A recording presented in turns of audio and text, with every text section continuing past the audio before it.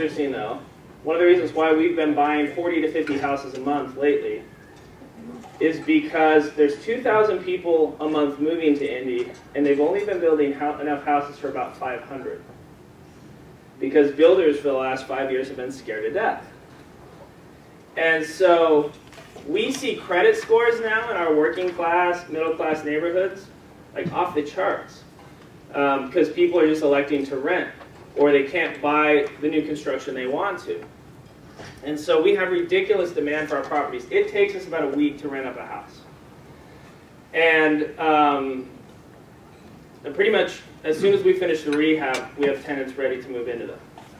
So it's been interesting, because when I left Southern California in 2004, everyone said, why Indy? And now everyone's saying, oh, I get it. Can I get some of that? Now, back to the whole topic of fear. Look at this graph.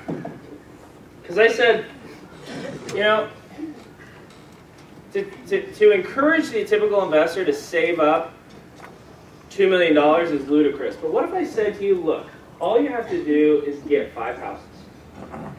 If you can get 5 houses and be willing to let the rent from those 5 houses roll over in an IRA, and when there's enough rent money in there, you buy another house, what kind of impact do you think that would have? Now, our typical deal in Indy's, 60 grand. After expenses, it nets about 500 bucks a month.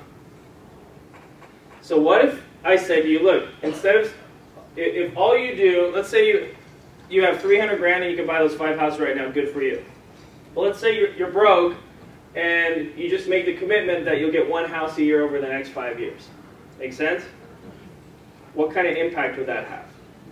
If you just let the rent money build up, and then when there's another 60 grand, you buy another one. So if you did that in month 1, you would have how much money come in? 2,500 bucks, right? After 10 months, how much money would be in that account? 25,000. 25,000. Enough to buy a house? Not quite. Not yet. At the 1 year mark, how much would be in there? Only 30 grand. Enough to buy a house? No. No. What about after 2 years? How much would I have in there? 60 grand. So my first 5 houses would buy a brother, right? They'd kick out enough rent that after 2 years, I could take that cash and put another house in that retirement account. So now how much would I have coming in? 500, 1,000, 500, 2,000, 500, and 3,000. After 1 year, would I have enough to buy another house? No. But would it take me a full 2 years to get house number 7? No. It'd be a little faster, wouldn't it? And it would start to compound and accelerate, wouldn't it? Yep. So it would take me almost 4 years to get houses 6 and 7. But how many houses do you think I'd have in there after 15? I want you to think of a number. I was a high school teacher, so I'm not like, you get an escape on this. Think of a number, knowing that you start with 5, and after 9 years, you only have about 7 houses in there. Sorry, after 4 years, you only have 7.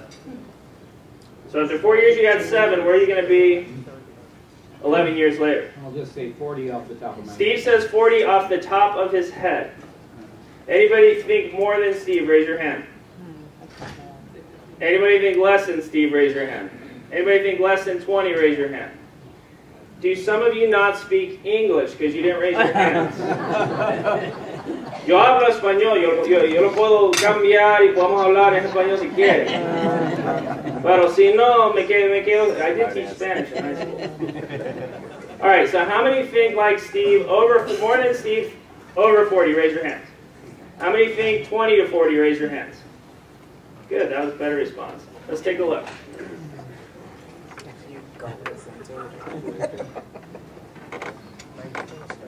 So after 15 years, Steve would probably have about, just over 23 houses.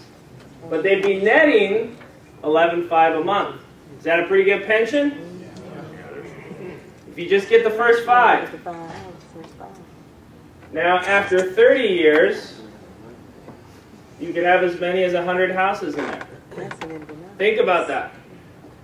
It's over 40 grand a month in today's money. You just got to get the first 5. Now, isn't it interesting that now that math is not very complicated, right? But isn't it interesting, like instinctively we didn't know that? In our gut we didn't understand that because we understand what compounding is, but it's not an internal concept to us. Okay? They say that the way that our brain learns is by doing. Does that make sense? So if you think about it, when I bought this first duplex,